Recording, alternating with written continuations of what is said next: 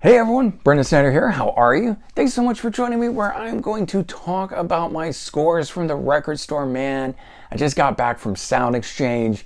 Had such a great time. This is post record store day. So not only did I get a lot of cool titles from record store day, I got 7 LPs and 2 CDs, 9 things from record store day. But while I was there, I shopped for some other stuff and I got some killer things, including this poster here behind me of the Misfits. I'll tell you about that.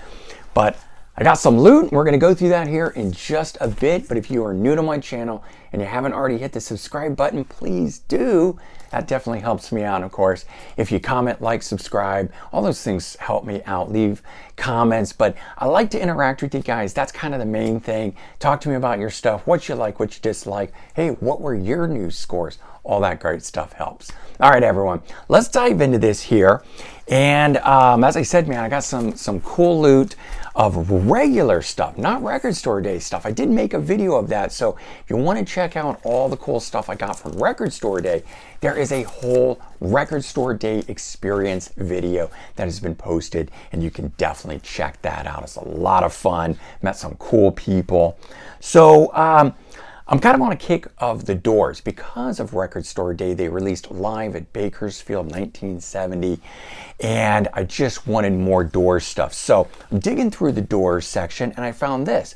I didn't realize that they had reissued 13, which is a compilation album from back in the day, as a 50th anniversary remastered edition.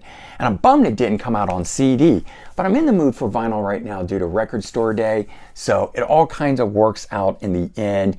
Nothing out of the ordinary on this. If I understand correctly, none of this here was unreleased at one time or anything of the nature. All looks like just stuff. So that's okay, man. Part of this is just to have it in my Doors collection. So I got that. This next one here just recently came out. It's called Golden Album, and I don't actually know much about it except that I think it was a Japanese only release, and this is replicating it. It's got a gatefold, and I want to say that it's a compilation of maybe like their first 2 albums or something. They were so popular, so they put this together. Single LP. Of course, I can't read any of the tracks because it's all in Japanese, but I'm sure it says the information on the inside. So that was cool too. This one here, it's funny. I've seen this one getting promoted a lot lately. I don't know if it's just the idea of like a Christmas thing, but you know, these are things that a lot of the people who grew up on the Doors know about. I'm coming at it new, man. I didn't get into the Doors until 90 or 91 when the Oliver Stone movie happened. I was a young kid, and I just thought that was the most killer music, and I immediately went out and bought some Doors, and I've been a huge fan ever since. So that's, you know, just building the collection there. Now, this one here, I don't think I have in my collection anywhere, and I think I've always wanted it, so it was kind of a cool find. I'm gonna have to double check stuff now, you know, that I'm back home and I can do that, but I decided to pick this up anyway. Robbie Krieger, guitarist of the Doors, called Versions, just a killer album cover. I remember growing up and looking at his solo stuff and thinking, how cool of an album cover is that? There's a shot of it, sort of the same thing again, but we can now see his face in it. And it's got cover songs and stuff like it. It's got some originals and everything. You've got different people performing on this. Bruce Gary, Arthur Barlow is on here. John Dinsmore is on this. So it's kind of cool. Definitely worth, for me at least, to check it out. It was only $8.98 because it's a used album. Always find good deals like that when I'm there at Sound Exchange. And of course, I can't go out of there without having some CDs. This one here, totally unexpected. Again, don't know very much about it. I'm taking a chance here. Called The Secret Sessions. And if you read the spine of this, it says Lang, Hunter, Ronson, Papardi. And those guys, Corky Lang and Felix Papardi, again, I apologize if I'm saying his name wrong. They're trying to do the best I can. Both from Mountain. All right, and of course then we've got Ian Hunter of Mott the Hoople and Mick Ronson from David Bowie's Spiders from Mars, and they paired up Ian Hunter and Mick Ronson a number of times. Well, apparently these guys got together in the studio and did some stuff, and this is the outcome of that album from them. So very cool. I checked a little of it out online because I couldn't stream it. So I had to go to YouTube and do a little listen.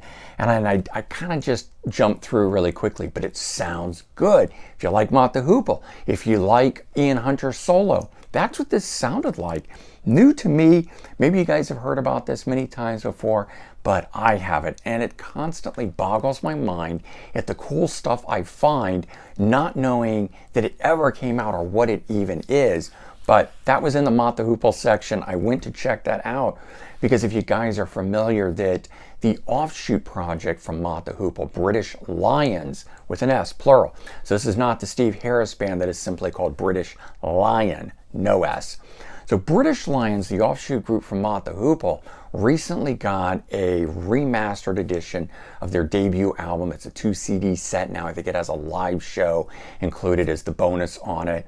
And I happen to have, and it's a reissue of, but I've got one from about 20 years back, and it's a single disc in a jewel case, and I love my jewel cases. But I thought, hey, let me pull that out. Let me see what that is. And it was so good. I don't remember it being that good when I first listened to it. And because of that, I'm off on a Mott the Hoople kick. So Ian Hunter, Mott the Hoople, any little side stuff. Finding this is perfect for me right now. I was actually in there looking for the second British Lions album because I understand they made two and they didn't have it. So now it means I'm going online to eBay to order that. I talked about this one. I didn't pick it up the first go around when I was at the store, but the Gary Moore band. And this one is Grinding the Stone? Or Grinding Stone, I guess, is just, that's it. And it's a reissue, and it's on one of those weird labels like Retro World.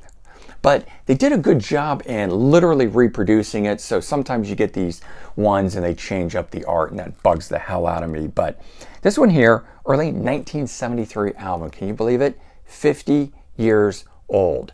Here I am buying it for the first time, gonna enjoy it. Well, I'm not even 50 years old, so it's not like I ever could have bought it back in 1953. And of course, there were no CDs back then. But I love that stuff. I'm I don't know, musical historian, if you want to call it that. I love all the history about it. I enjoy learning where guys came from and where they went off to and who guested on an album and why a song sounds a particular way. And if I like a producer or a co-writer and follow them around, I just really get into it. That's the nerd in me. But hey, I don't care. That is a beautiful thing in my mind. And this came out a couple weeks back. It's a new release. The Googoo Dolls did a live album, live at the Academy 1995, full concert, plus encores and sound check. Now, my only complaint is they start with the sound check. Makes sense.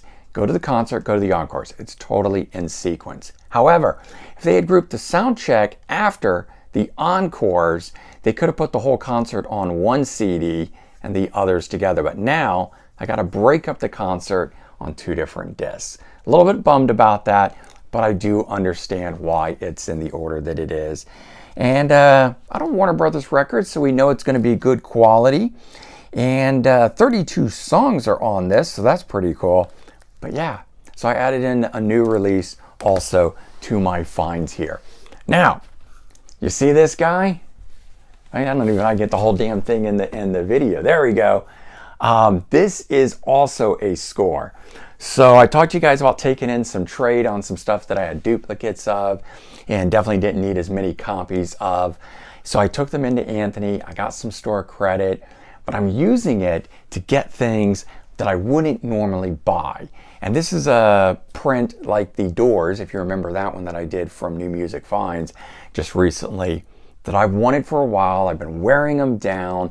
And he thought, hey, you know, there's some things in the store that you've always wanted and you've got all this credit. Would you want to make some trades for things like that? And I said, hell yeah.